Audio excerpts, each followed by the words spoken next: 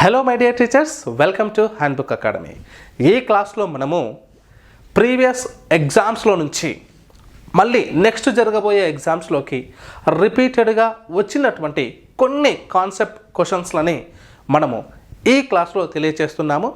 మరి ఇంకా నెక్స్ట్ కూడా ప్రతిరోజు కూడా ఇలా రిపీటెడ్గా వచ్చినటువంటి ప్రీవియస్ పేపర్ల నుంచి తీసుకొని మీకు ప్రాక్టీస్ చేయించడం జరుగుతుంది. అయితే మీకు ప్రాక్టీస్ చేయిస్తూ మళ్ళీ ఆ ప్రశ్నను నేను ఎక్స్ప్లెయిన్ చేస్తున్నాను. అందులో భాగంగానే మొదటి ప్రశ్న ఇక్కడ ఉంటుంది. So my dear teachers, so first question ఒకసారి చూడండి. ఒక పరీక్షలో 35% విద్యార్థులు పాస్ అవ్వగా 485 మంది తప్పారు. పరీక్షకు హాజరైన మొత్తం విద్యార్థులు ఎంతమంది అని అడగడం జరిగింది. సో ఈ ప్రశ్నకు సమాధానం మీరు కామెంట్ రూపంలో కామెంట్లో తెలియజేయండి. Your time start now. So 30 సెకండ్స్లో మీరు ఆన్సర్ చేయండి టీచర్స్. సో మళ్ళీ క్వశ్చన్ చదువుతున్నాను. ఒక పరీక్షలో 35% విద్యార్థులు పాస్ అవ్వగా 455 మంది తప్పారు, అంటే పరీక్ష ఫెయిల్ అయ్యారు. అయితే పరీక్షకు హాజరైన మొత్తం విద్యార్థుల సంఖ్య ఎంత అన్నది question my dear teachers. So last 8 seconds. Okay, మీరు కామెంట్ చేస్తూ ఉండాలి. Right, so time up.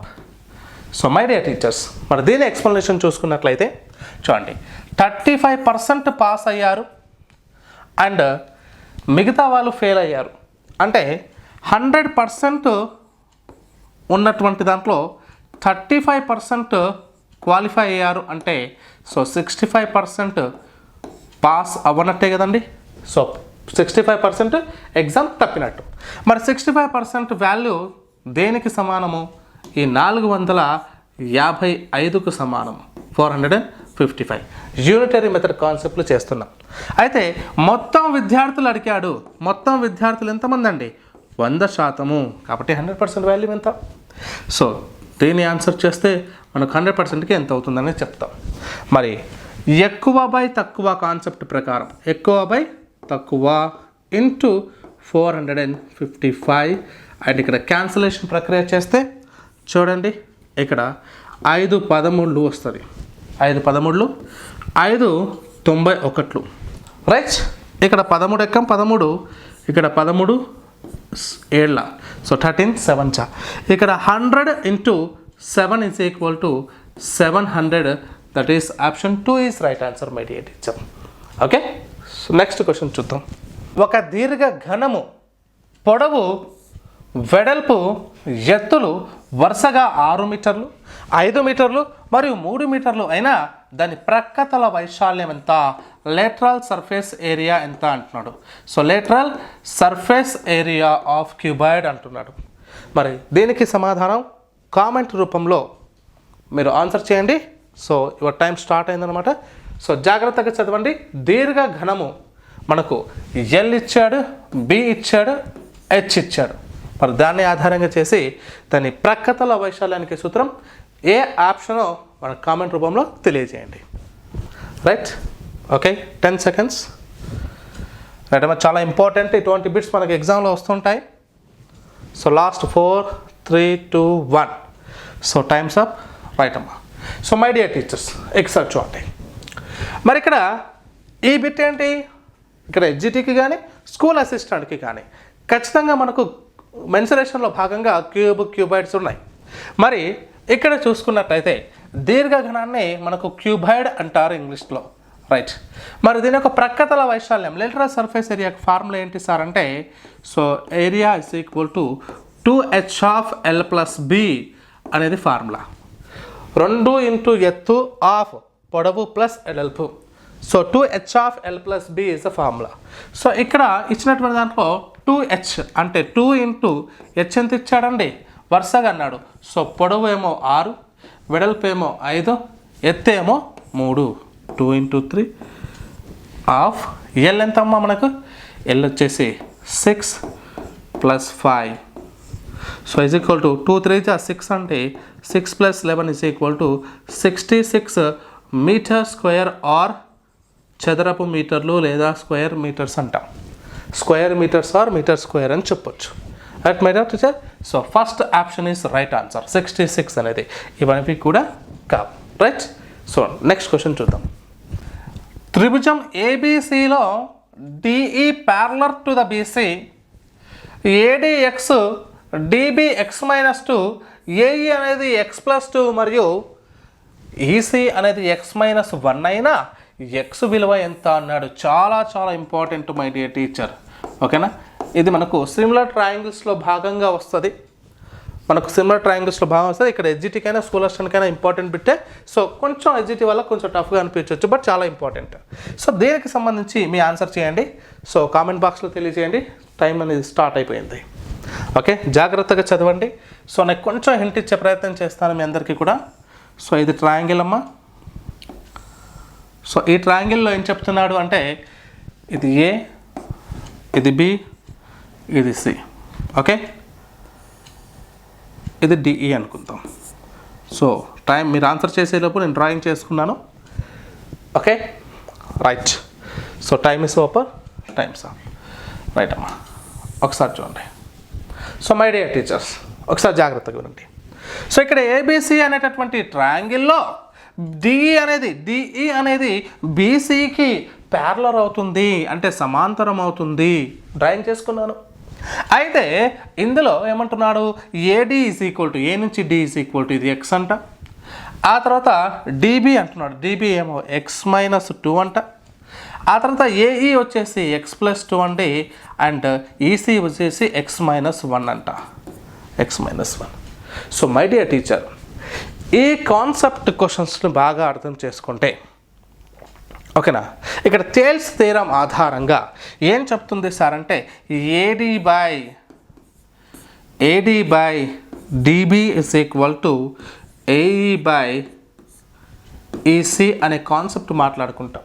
So ఈ కాన్సెప్ట్ చెప్పేటప్పుడు దీని గురించి మనం డెప్త్గా మాట్లాడుకుంటామండి థేల్స్ థీరంలో. ఇక్కడ ఏం చెప్తుందంటే ఇది ఒక లైన్ అనేటటువంటిది, అంటే ఏదైనా ఒక భుజానికి సమాంతరంగా ఉన్నప్పుడు మిగతా 2 భుజాలు సమానమైనటువంటి నిష్పత్తిలో విభజిస్తుందని చెప్తోంది ఇక్కడ.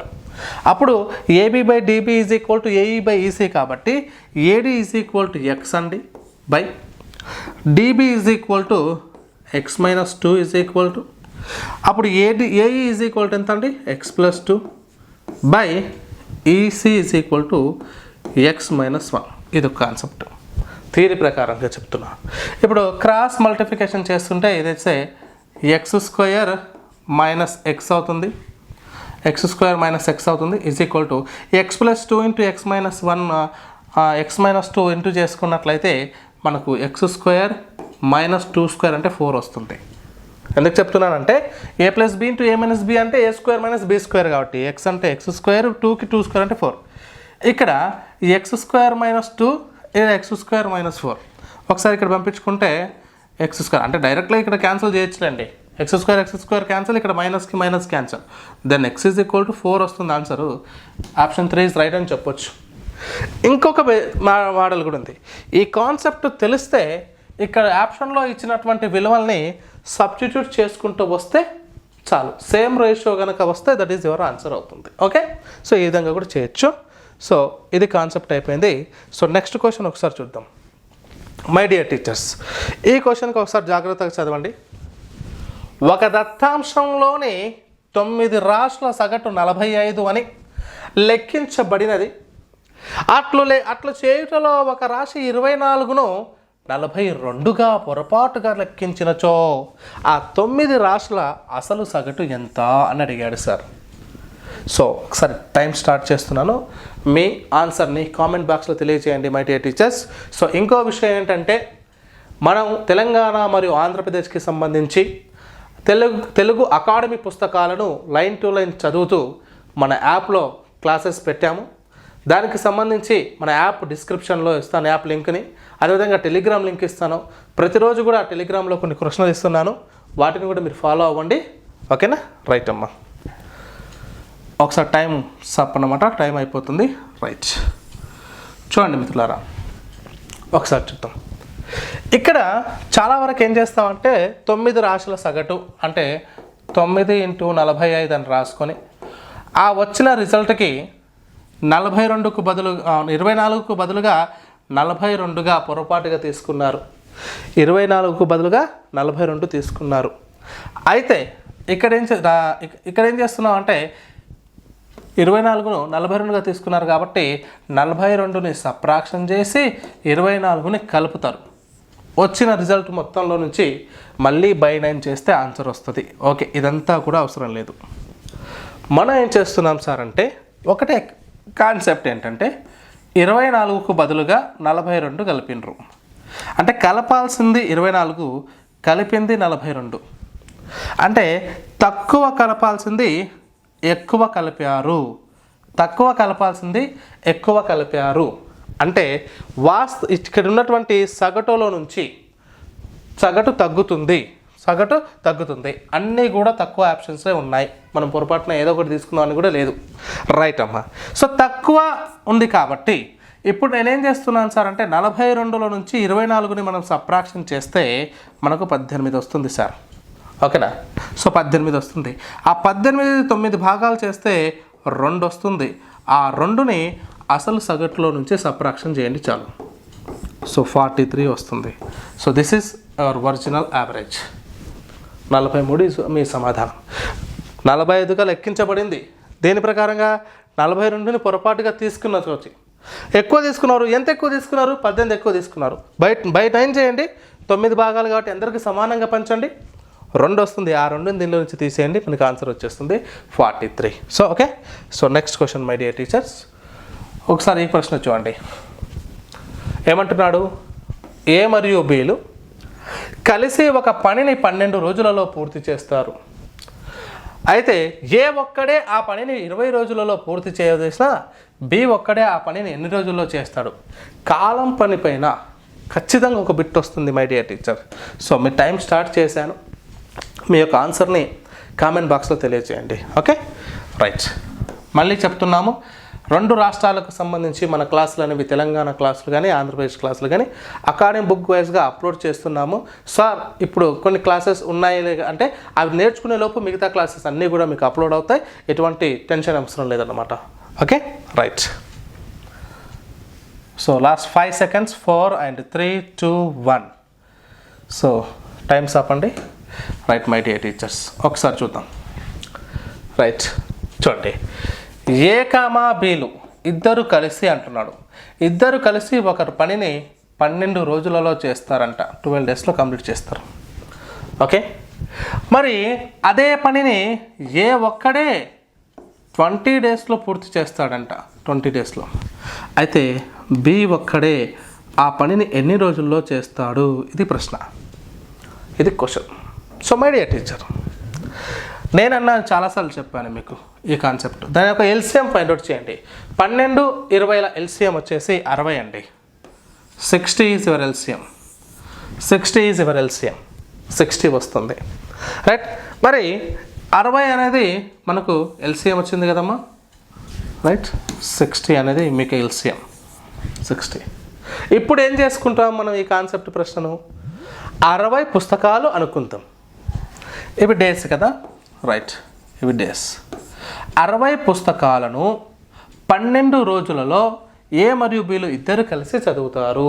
ఓకే, 60 పుస్తకాలను ఏ ఒక్కడే 20 రోజుల్లో చదువుతాడు. ఓకే. సో ఇప్పుడు కాన్సెప్ట్ ఏం చేస్తున్నానో ఇది పూర్తి పనిగా భావిస్తున్నాను నేను. ఈ 60 పుస్తకాలను 12 రోజుల్లో ఏ బీలు కలిసి చదవడం అంటే వీరి యొక్క సామర్థ్యం ఎంత అవుతుంది? 12 5 60 అంటే రోజుకు 5 పుస్తకాలు చదువుతారు ఇద్దరు కలిసి. ఇది ఒక మెథడ్. ఇప్పుడు 20 అంటే ఏ ఒక్కడే రోజుకు 3 పుస్తకాలు చదువుతాడు. ఎస్, 23లో 60 కాబట్టి. ఇప్పుడు బి ఒక్కడే ఎన్ని రోజుల్లో చదువుతాడు? బి ఒక్కడే అంటే ఇద్దరు కలిసి 5 అయినప్పుడు, ఏ ఒక్కడే 1 అయినప్పుడు, 3 అయినప్పుడు బి ఒక్కడే 2 కదా. రోజుకు 2 పుస్తకాలు చదువుతాడు కదా. Right, clear. అప్పుడు 60 పుస్తకాలు బి ఒక్కడికే ఇచ్చి అవి కంప్లీట్ చేయ్యా అంటే రోజుకు 2 పుస్తకాల చొప్పున 30 రోజుల్లో పూర్తి చేస్తాడు. Option 2 is right answer my dear teachers. Okay, so జాగ్రత్తగా వినండి. ఇలాంటి బిట్స్ వస్తాయి. నేను ఇలా ఇస్తున్నానంటే మీరు అర్థం ఏం చేసుకోవాలంటే ఈ కాన్సెప్ట్ ఎక్కడెక్కడ ఉందో, దీని పుట్టుపూర్వతలు ఏంటో అక్కడ నుంచి మళ్ళీ మీరు కొంచెం విపులంగా నేర్చుకున్నట్లయితే మీకు 100కి 100% బిట్లు ఎగ్జామ్లో చేసేటటువంటి పరిస్థితి వస్తుంది. రైట్ అమ్మా. సో నెక్స్ట్ క్వశ్చన్ చూద్దాం మై డియర్ టీచర్. సో ఈ క్వశ్చన్ ఏంటి చూడండి, ఒక త్రిభుజము ఎత్తు దాని భుజానికి 2 రెట్లుగా ఉంది. ఒక త్రిభుజం ఎత్తు అనేది, ఒక త్రిభుజం యొక్క ఎత్తు అనేది హింట్ ఇస్తున్నాను. దాని భూమికి లేదా దాని భూమికి 2 రెట్లుగా ఉందంట. భూమికి 2 రెట్లు. త్రిభుజ వైశాల్యం 625 సెంటీమీటర్ స్క్వేర్స్ అయినా త్రిభుజం యొక్క భూమి పొడవు ఎంత? త్రిభుజం యొక్క భూమి పొడవు ఎంత? సో ఇది క్వశ్చను. మీ టైం స్టార్ట్ చేస్తున్నాము. సో జాగ్రత్తగా చేయండి. మళ్ళీ ఒకసారి చదువుతున్నాను. త్రిభుజం యొక్క ఎత్తు అనేది, ఈ ఎత్తు అనేది భూమికి 2 రెట్లు ఉంది. అయితే ఆ త్రిభుజ వైశాల్యం కూడా ఇస్తున్నాడు మీకు 625 సెంటీమీటర్ స్క్వేర్ అని. అయితే ఆ త్రిభుజం పొడవు ఎంత, ఆ భూమి పొడవు ఎంత అంటున్నాడు. సో జాగ్రత్తగా చేయండి మై డియర్ టీచర్స్. రైట్.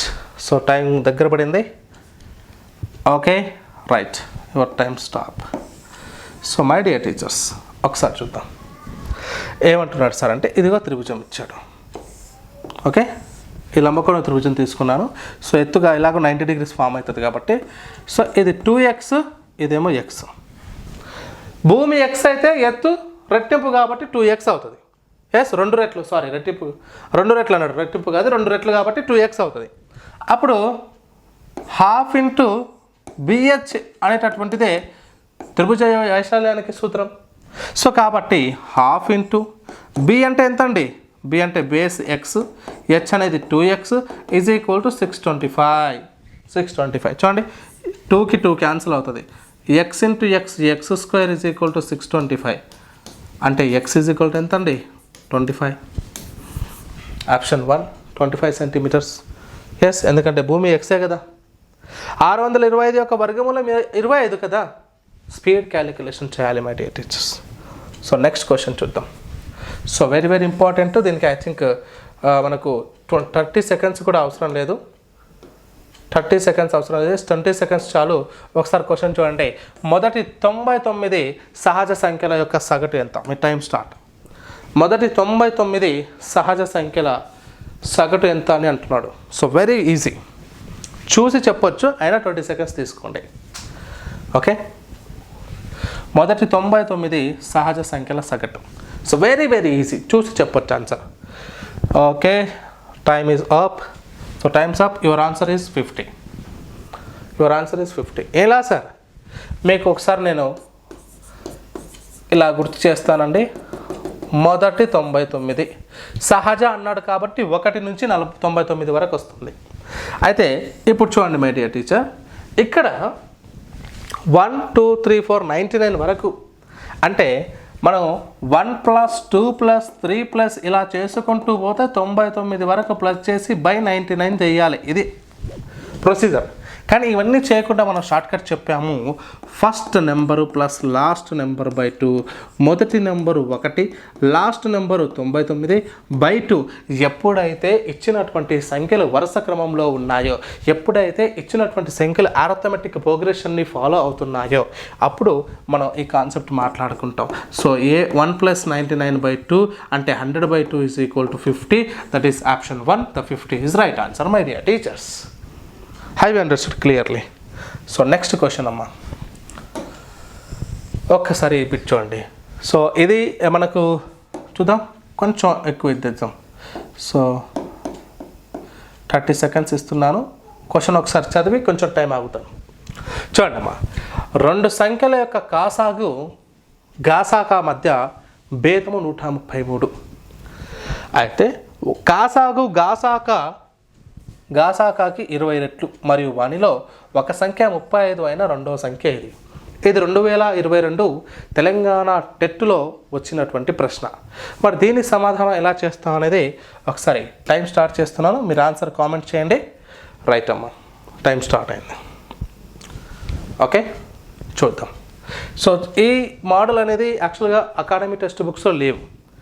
మనం కూడా అకాడమీ టెక్స్ట్ బుక్లో చెప్పాల్సినటువంటి కాన్సెప్ట్ అంతా బుక్ వైజ్గా చెప్పి అడిషనల్గా ఏదైతే ఇలాంటి మోడల్ క్వశ్చన్లు కానీ ఇంకా డిఫరెంట్ వే కానీ ఏదైనా ఉంటే అవి కూడా మీకు మన యాప్లో అందుబాటులో ఉంచే ప్రయత్నం చేస్తానమ్మా. Right. So almost time is over. Times up. Right my dear teachers, ఒకసారి చూద్దామంటే ఒకసారి చూడండి. సో ఎప్పుడైనా సరే మనం మాట్లాడుకున్నాం క్లాస్లలో ఎల్సిఎం హెచ్సిఎఫ్కి మధ్య రిలేషన్ ఏంటి అంటే ఏ రెండు సంఖ్యలైనా తీసుకోండి. ఉదాహరణకు ఎగ్జాంపుల్గా 6,8 తీసుకున్నాం. దీని ఎల్సిఎం వచ్చేసి మనకు 24, దీని హెచ్సిఎఫ్ వచ్చేసి 2. ఒకసారి చూద్దాం, మీరు చేసినా వస్తుంది, టైం ఎందుకని చెప్పేసి నేను చేస్తున్నాను. సో ఇక్కడ 8 2 16, 8 3 24 కాబట్టి జస్ట్ 6 4 24, ఎల్సిఎం వచ్చేసి 24. ఇక్కడ ఈ ఎల్సిఎం అనేది ఈ సంఖ్య చేత కూడా భాగించబడుతుంది, మరియు ఈ ఎల్సిఎం అనేది 8 చేత కూడా భాగించబడుతుంది. ఎట్ ద సేమ్ టైం ఈ సంఖ్య అనేది ఈ ఎల్సిఎం అనేది 2 చేత కూడా భాగించబడుతుంది. ఇచ్చిన సంఖ్యలు హెచ్సిఎఫ్ చేత కూడా భాగించబడతాయి. అయితే ఇక్కడ మనకు డైరెక్ట్గా ఎల్సిఎం ఇవ్వలేదు, హెచ్సిఎఫ్ ఇవ్వలేదు, వాటి మధ్య రిలేషన్తో మాట్లాడుతూ ఇచ్చాడు. సో ఒకసారి చూడండి మిత్రులారా, ఈ కాన్సెప్ట్ మీరు గుర్తుపెట్టుకున్నట్లయితే కొంచెం క్లియర్గా అర్థమవుతుంది. ఒకసారి చూడండి, కాసాగ్ అనేది గాసాబాలకు మధ్య భేదం, అంటే ఎల్సియానికి మరియు హెచ్సిఎఫ్కి, ఓకే, హెచ్సిఎఫ్కి ఎల్ మైనస్ హెచ్ రాస్తున్నా, హెచ్సిఎఫ్కి మధ్య భేదం 133. ఓకే, ఇది పక్కన పెట్టండి. ఇంకోటి ఏమన్నాడు సార్ అంటే కాసాగ్ అనేటటువంటిది గాసాబాకి 20 రెట్లు అన్నాడు. సో ఇందాక చేసినటువంటి 6 8ల ఎల్సిఎం 24, హెచ్సిఎఫ్ 2, ఈ 24 అనేది 2కి ఎన్ని రెట్లు? 12 రెట్లు. ఖచ్చితంగా ఎల్సిఎం అనేది హెచ్సిఎఫ్ చేత భాగించబడుతుంది మిత్రులారా, ఏ రెండు సంఖ్యలు తీసుకున్నప్పటికీ. కాబట్టి ఇక్కడ 2 12 24 వస్తుంది. కాబట్టి ఇక్కడ కూడా నేనేం చేస్తున్నాను సార్ అంటే L is equal to LCM is equal to 20 × HCF, 20 × HCF. So ఇలా వచ్చింది. కాబట్టి ఇక్కడ ఏం చేస్తున్నాను, L is equal to 20 × H, కాబట్టి ఇక్కడ 20 × H minus H is equal to 133. అప్పుడు 20Hలో నుంచి 1H పోతే 19H ఈజ్ ఈక్వల్ టు 133. అప్పుడు 19 1s 19 7s. So H is equal to 7, H is equal to 7. Okay, ఇప్పుడు H ఈజ్ ఈక్వల్ 7 వచ్చింది అంటే HCF 7 వచ్చింది. ఆ రెండు నెంబర్లు కూడా 6 8లను కూడా హెచ్సిఎఫ్ భాగిస్తుందని మాట్లాడుకున్నాం. మరి ఇందులో ఏ సంఖ్య 7 చేత పోతుంది అంటే ఇవి 2 కావు, కానీ ఇవి 2 పోతాయి. మళ్ళీ ఇక్కడ కూడా ట్విస్ట్ ఇచ్చాడు చూడండి. ఒకవేళ ఇచ్చిన సంఖ్యల్లో హెచ్సిఎఫ్తో భాగించబడితే వెంటనే చెప్పొచ్చు 42 28 అని, కానీ ఇవి 2 కూడా 7తో డివిజిబుల్ అవుతాయి కాబట్టి అప్పుడే మనం చెప్పలేము. సో ఈ రెండిట్లో ఆన్సర్ ఉంది. ఇది ఒక మెథడ్, జాగ్రత్తగా నేను ఎలా ప్రాసెస్ చేస్తున్నాను అనేది. ఇప్పుడు 7 ఇచ్చాడు కాబట్టి ఇక్కడ ఏం చేస్తున్నాను సార్ అంటే మనకి ఇక్కడ 20 టైమ్స్ అన్నాడు కదా ఎల్ ఈజ్ ఈక్వల్ టు, అప్పుడు ఎల్ ఈజ్ ఈక్వల్ టు ఇక్కడ పెట్టేస్తాం 20 × 7 ఈజ్ ఈక్వల్ టు 140. సో అప్పుడు మనకి ఇది ఎంత వచ్చింది, 140 వచ్చింది. ఎల్ ఈజ్ ఈక్వల్ టు చేస్తే ఎల్సిఎం 140 వచ్చింది. మరి 140 ఈ రెండు సంఖ్యలలో ఏ సంఖ్య చేత భాగించబడుతుంది? 42తో భాగించబడుతుందా అంటే లేదు, 42తో భాగించబడదు. కాబట్టి 28 ఆన్సర్. ఎందుకంటే ఈజీగా చెప్తున్నా, ఆ సంఖ్యల చేత భాగించబడుతుంది కదమ్మా ఎల్సిఎం, కాబట్టి చెప్పొచ్చు. సార్ లేదు మాకు ప్రొసీజర్ ఇంకా చేయండి అంటే ఆ రిలేషన్ గురించి కాస్త మాట్లాడుకుంటే ఒకసారి ఎల్ ఈజ్ ఈక్వల్ టు మనకు ఎంత వచ్చింది, ఎల్ ఈజ్ ఈక్వల్ టు 140 వచ్చింది కదా. సో ఆ 2 నెంబర్స్లో ఒక నెంబర్ 35, ఇంకోటి X, LCM into HCF 7. So X is equal to 140 × 7/35. 7 1 జా 7 5 జా 5 1 జా 5 2 జా 10, 5 8 జా 40. Then x is equal to 28. It is clear. Okay my dear teachers, and then next question చూద్దాం.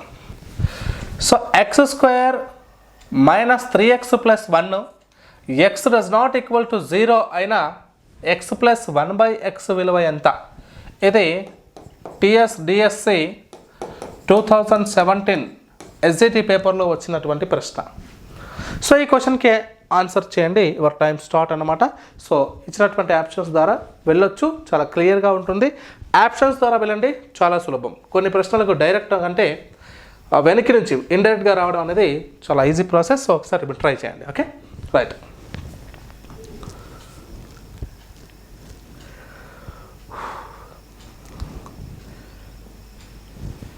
Okay, 5 4 3 2 1. Okay, so my dear teachers, me time అనేది stop అయిపోయింది. ఇప్పుడు ఒకసారి చూద్దాం.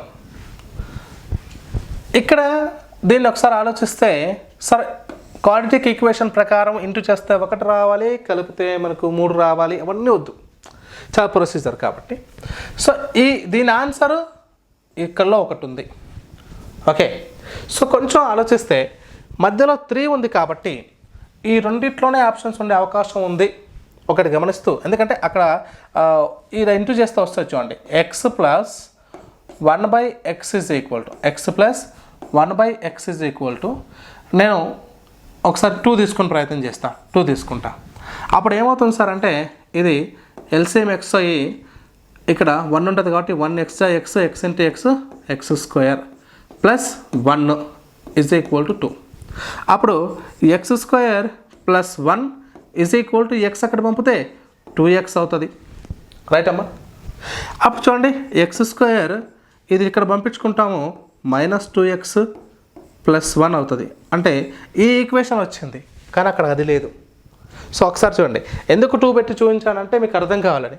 ఇదే మెథడ్లో ఒక్కసారి 3 పెట్టి చూడండి. So X plus 1/x is equal to 3 పెట్టినట్లయితే ఎక్స్ స్క్వేర్ అంటే ఇక్కడ ఎక్స్ స్క్వేర్, ఇక్కడ ఎక్స్ వస్తుంది ఎల్సిఎం, ఇక్కడ మనకు ఎక్స్ ఇక్కడ ఉంది కాబట్టి ఇక్కడ 1 అయితే 1x x x into X X square plus 1 is equal to 3.